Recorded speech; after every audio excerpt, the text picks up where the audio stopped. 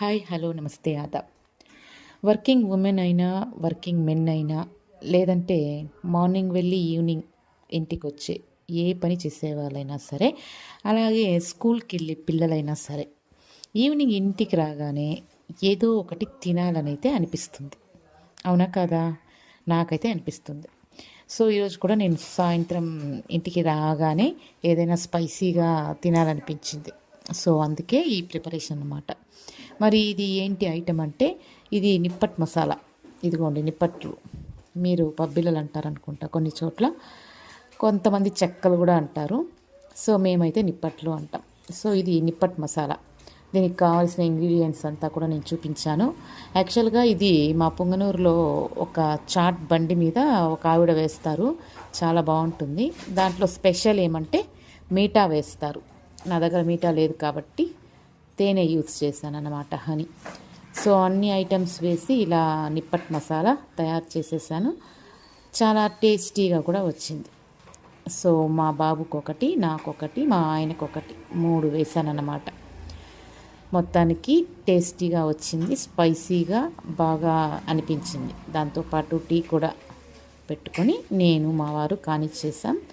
నా కొడుకు బయట ఆడుకుంటున్నాడు, సో వచ్చాక ఇవ్వాలన్నమాట. సో ఇదంతా పక్కన పెడితే, నేను ఈ మధ్య ఒక బుక్ చదివాను. అది ఏంటంటే నేను మీ బ్రహ్మానందం అనే బుక్. అవునండి, ఇది బ్రహ్మానందం గారు రాసినటువంటి బుక్ అన్నమాట, ఆటోబయోగ్రఫీ. సో ఇది మా అక్క చదివిందనమాట, నాకు చెప్పింది చాలా బాగుంది అని. సో వెంటనే ఆర్డర్ పెట్టుకొని నేను కూడా బుక్ చదివేశాను. బుక్లో విషయాలు వచ్చి చాలా నార్మల్గా ఉన్నాయి. అంటే నేను బుక్ని క్రిటిసైజ్ చేయట్లేదు, బుక్ చాలా బాగుంది.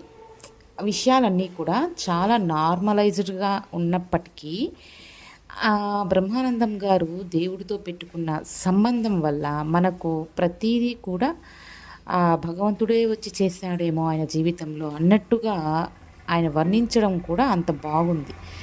సో ఎవరి వెనుక దేవుడు ఉండడు చెప్పండి? నమ్మిన ప్రతి ఒక్కరి వెనుక దేవుడు ఖచ్చితంగా ఉంటాడు.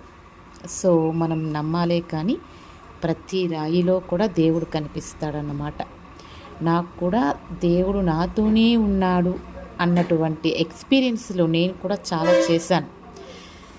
సో అదన్నమాట. కాబట్టి నేను మీ రేవతి అనే ఒక బుక్కుని రాసేయచ్చు అన్నమాట. కాకపోతే నాకు 60 ఏళ్ళు 70 ఏళ్ళు వచ్చినప్పుడు ట్రై చేస్తాను రాయడానికి. ఇంకొక విషయం ఏంటంటే,